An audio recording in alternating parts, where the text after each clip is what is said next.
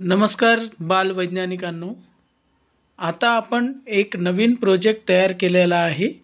या project photo सेन्सरवरती अवलंबून आहे. इथे तुम्ही बघू शकत असाल तर हा आहे फोटो सेन्सर. आपण आत्तापर्यंत सूर्यफुलाचा अनुभव घेतला असेल.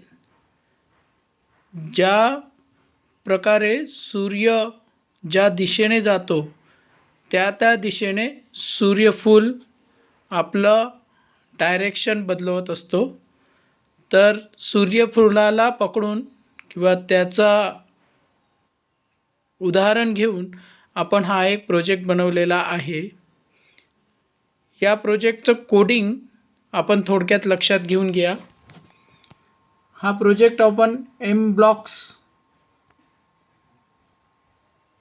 च्या मदतीने कोडिंग केलेला आहे.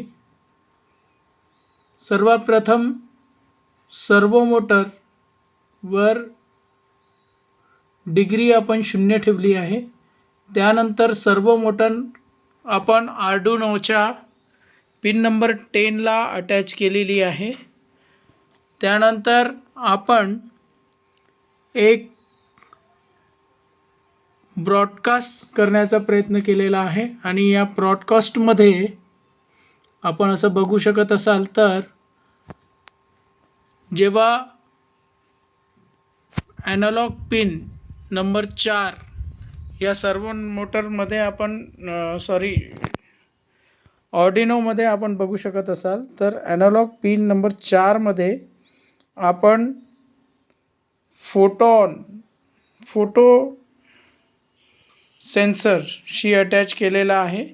जेव्हा फोटो सेन्सर ॲनालॉग पिन 4 ला मेसेज देणार की प्रकाशाची इंटेन्सिटी 280 या दरम्यान आहे, त्यावेळेला सर्वो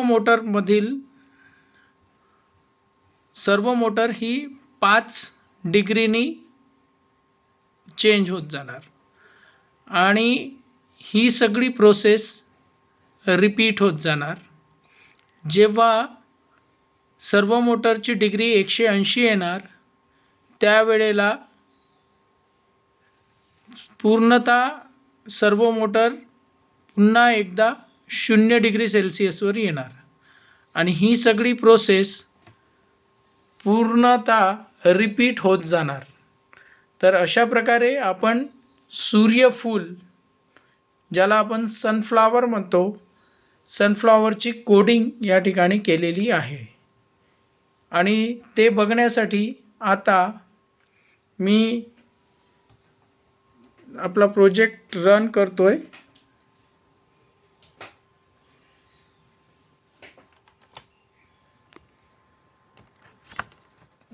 आपण इथे बघू शकता आत्ता या फोटो सेन्सरवरती प्रकाश पडत आहे. तर मी आता अचानक लाईट बंद करणार आहे. मी लाईट बंद केलेला आहे. आपण सर्वो मोटरची मूवमेंट बघू शकता. आता मी अचानक लाईट सुरू करणार आहे.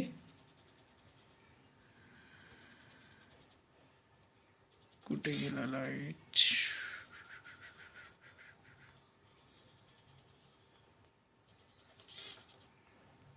ब्राइटनेस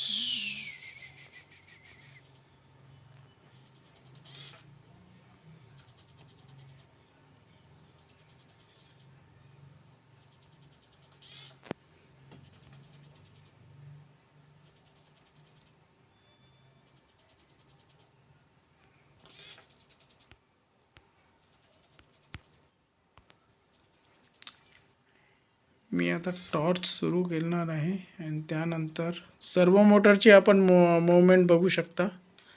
जसा या फोटो सेन्सरवरती प्रकाश पडत जाईल तसा 5 डिग्रीनी सर्वो मोटर आपला डायरेक्शन चेंज करत जाणार. तर अशा प्रकारे या प्रोजेक्टचं वर्किंग आहे. Thank you very much.